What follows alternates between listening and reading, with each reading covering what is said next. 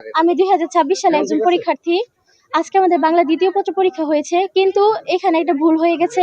আমরা যে প্রশ্নের পরীক্ষা দিয়েছি ওটা ছিল 2025 সালের একটা কোয়েশ্চেন, যা একদমই ঠিক হয়নি। এটা কর্তৃপক্ষের নজর দেওয়া উচিত ছিল যে আমরা যাতে সঠিক প্রশ্নের পরীক্ষা দিতে পারি। এখন আমার পরীক্ষা কেমন হয়েছে এটা ডিপেন্ড করে না।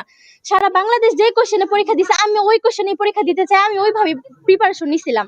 কিন্তু এটা যে ওনারা আমাদের সাথে ভুল করলে এটা তো করা ঠিক হয় নাই। এখানে ওনারা কিভাবে মূল্যায়ন করবেন বিষয়টা আমি জানি না, কিন্তু সর্বোচ্চ গুরুত্ব দেওয়া উচিত এই জিনিসটার প্রতি। যেই প্রশ্নটা আসলে 2026 সালের জন্য করা হয়েছে, সারা বাংলাদেশ যে প্রশ্নটা পরীক্ষা দিচ্ছে ওটা তুলনামূলক যথেষ্ট সহজ ছিল, কারণ বাংলা প্রথম পরীক্ষা আমাদের কঠিন হয়েছে। তো বোর্ডের যতটুকু আমরা পরীক্ষা দিয়ে আমরা জানি যে আমাদের হলো দুইটা মিলায়ে 160 তুলে A+ তুলতে হয়। একটা প্রশ্ন কঠিন হইলে দ্বিতীয়টা তুলনামূলক ভালোই সহজ হয়। এখন সেই ক্ষেত্রে আমার যে বাংলা প্রথম আমি পরীক্ষা দিছি এবং সেই পরীক্ষা যে কঠিন হয়েছে, আমি আমার দ্বিতীয়টা দিয়ে আমি ব্যাকআপ দেওয়ার জন্য আজকে এখানে উপস্থিত হয়েছি। কিন্তু দ্বিতীয় পত্র প্রশ্ন আমার মতে আমার জন্য সহজ হয় নাই, এবং 100 জনের হলের ভিতরে অনেকের কাছে এই প্রশ্ন সহজ ছিল না। এখন আমার প্রশ্ন হলো এটাই যে এই প্রশ্নে পরীক্ষা দেওয়ার কারণে আমার কি দুই পত্র মিলায়ে A+ থাকবে না? এটা তো তাহলে হলো না, কারণ আমি 2টা বছর কষ্ট করছি, আজকের এই 3 ঘন্টার জন্য আমি কষ্ট করছি।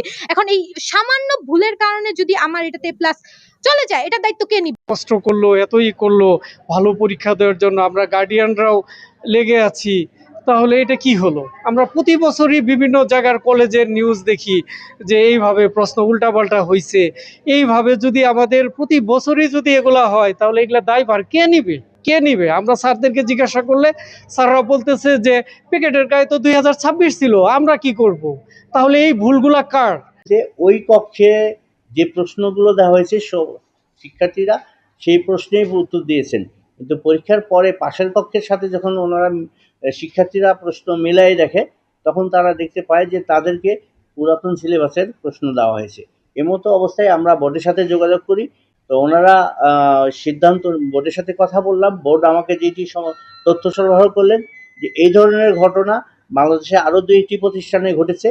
সেই ক্ষেত্রে বোর্ডের নির্দেশনা হচ্ছে আলাদা প্যাকেটে ওই সিলেবাসের জন্য ওই প্রশ্নপত্র ওই প্যাকেটের মধ্যে দিয়ে আলাদাভাবে প্যাকেট করে আলাদাভাবে মূল্যায়ন হবে। সেইভাবে বোর্ডকে পাঠাই দিলে বোর্ড এটি বিবেচনায় নেবেন এবং বোর্ডের পরবর্তীতে ওনারা দেখবেন আসলে ভুলটা কোথায় হয়েছিল।